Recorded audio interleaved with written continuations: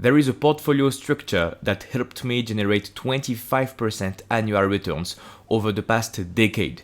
I've been using this exact method to build strong, consistent portfolio to beat the market. So if your goal is to generate a nice performance investing in stocks, watch this video because you will have a lot of value. And let me not waste more time. The first point is I only hold 10 to 15 stocks max.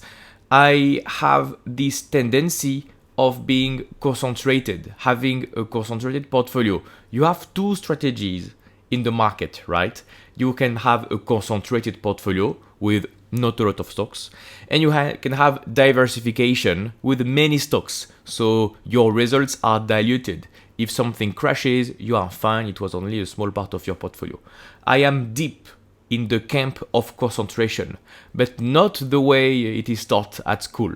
Not concentration just for the sake of concentration. Concentration into the best investment ideas that I can have with a hedge on every industry. You will understand what I mean. My strong point is more positions doesn't guarantee more safety.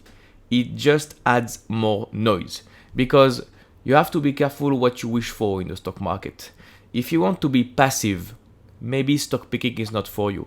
If you want to enjoy life, you have a busy work, you have a busy life, maybe the best thing for you is to invest in the S&P 500. But if you clicked on this video, it means you are interested in stock picking. So you want to do the research, you want to analyze great companies, and you want to do better than the market, right? So you want to invest in great companies better than average, better than the overall S&P 500 company. So after you've done the analysis, you can only choose the top 1% of the companies and pick them in your portfolio. There are not many companies that are in the top 1% of the companies. There are not many companies that fit my criteria to be in my portfolio. So in fact, if you are very selective, if you are picky, if you choose only the best investments, you can't diversify. If you do the proper work, you can't really diversify much. And the more companies you have in your portfolio, the more monitoring you will have to do. Imagine one scenario. Imagine you have 5 stocks in your portfolio. Okay, you have Google, Amazon, Apple, like simple companies, very well. It's very easy to monitor them. You have quarterly earnings calls, you know what is happening, you use their products, you use an iPhone, you use Amazon, Google, Meta platforms, Facebook, Instagram. Very easy to monitor, right? So it won't take you much time. Now let's take an opposite scenario where you have a portfolio of 80 stocks. It's impossible to monitor 80 stocks at a time. Someday you will have an earnings report from this company, another report from this company, and then an earnings release, a press release, and then an article, and then the CEO steps down for this reason, and then there is a scandal for this company, and then another earnings report, and it creates mess around your brain. And over the past years, this is exactly what I saw for other colleagues with diversification.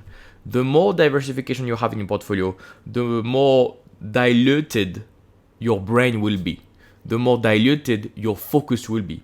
And my strong opinion is it's better to have a streamlined process with a focused, concentrated portfolio with not many stocks, and the perfect number of stocks is 10 to 15 stocks max. This is from my personal experience, but this is the best quantity of stocks to have in your portfolio. If you have more than 20 stocks, the rest is just noise. And I will come back to this amount of stocks, right? You have a saying from Warren Buffett and the 20 punch card investment. Warren Buffett has been telling us for years that if you only had 20 investment ideas in your life, during your whole life, you would be very picky. You can only buy 20 stocks. In your whole life, you will be very picky if this is the case. Well, if you have a concentrated portfolio, this is the same mindset. You don't dilute your returns because you don't dilute your portfolio with bad performance. So the key to this investment strategy is to dismiss very easily the mediocre businesses, the bad businesses. the cheap value plays you're not sure of. You only want to keep the best investment opportunities. And let me go to the other points. Out of the companies in the investment universe, I only invest in companies I really understand. And this is key if you want to invest in stocks for the long term. You will monitor the stocks you have in your portfolio. You will monitor them, the earnings, the revenue, the growth, the management, the capital allocation. Okay, very well. If you don't really understand what the business does, you will maybe not have a clear picture of what are the dangers around these stocks. What are the threats? Who are the competitors? What can really disrupt the investment idea?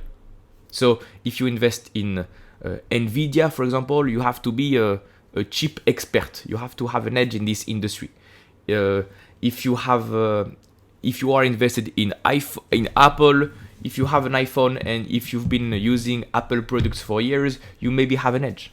Or if you want to invest in Spotify, I mean, if you've been a Spotify user for decades, for years and decades, that's fine. You understand the business model. But if you have never used any Spotify service, maybe Spotify is not in your circle of competence. The way I see it is you want to be a user of the company you invest in. So if you are an Amazon user, Amazon customer, you know how it works, you know how their policy is, you know they have low prices, you know the delivery is great, you know if you have a problem, they reimburse you completely, they are very active, the customer service is great. You have an edge. You know how it works. You really understand how the machine is working.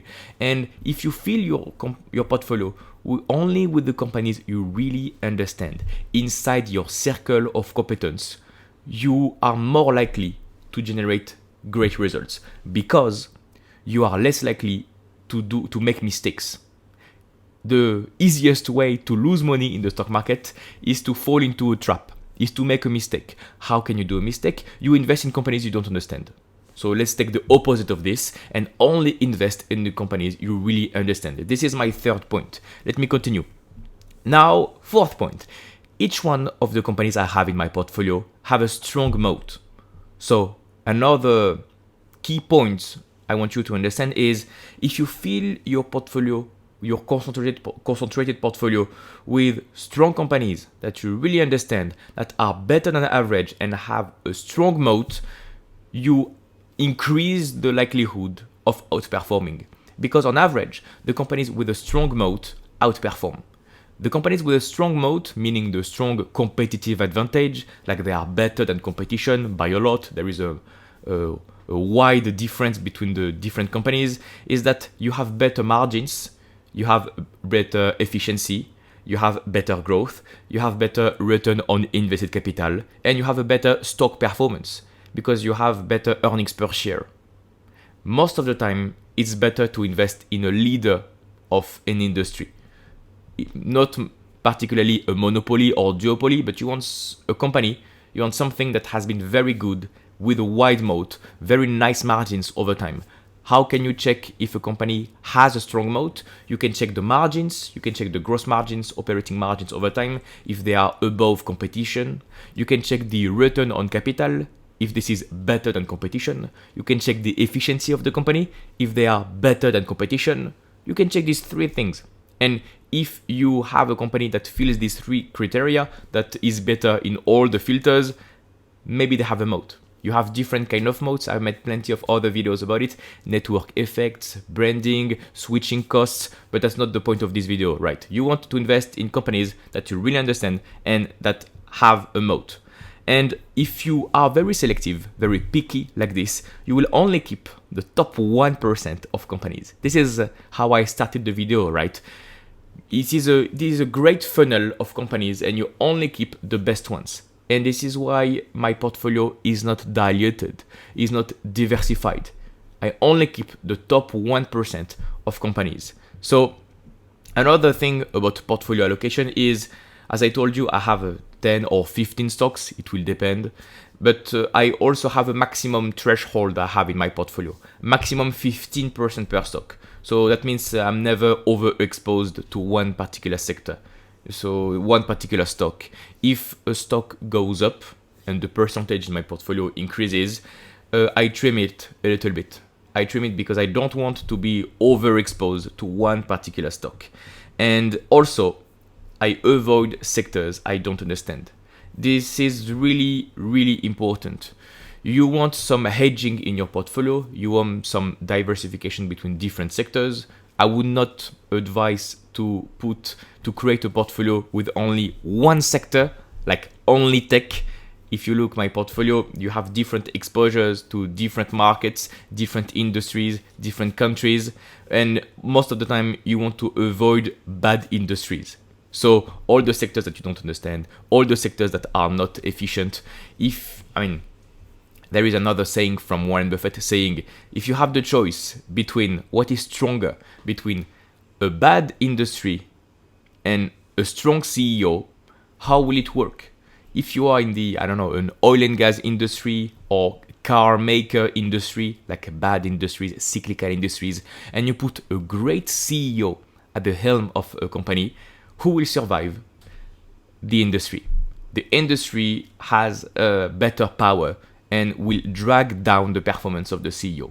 So don't underestimate the power of the industries, the sectors. This is very much important, much more important than the quality of the CEO. You can put a great CEO at the helm of a company. If the company is in a bad industry, they will lose their time. They will destroy shareholders' value. It's too hard. So now you know how to build a strong portfolio structure. If this is the kind of structure you want in your portfolio and you want help applying it, I've helped over 200 people do this. Have a clear portfolio, create the portfolio of their dream. And if you want some help, you can book a free call below. You have a link, this is a link in the description, to book a call with me. We can have a chat, discuss your current portfolio, to join our coaching program, and I will help you step by step how you can build a strong portfolio that outperforms the market. So if you want some help and you want to create a portfolio that will outperform the market, click the link in the description below and I'll see you on the other side.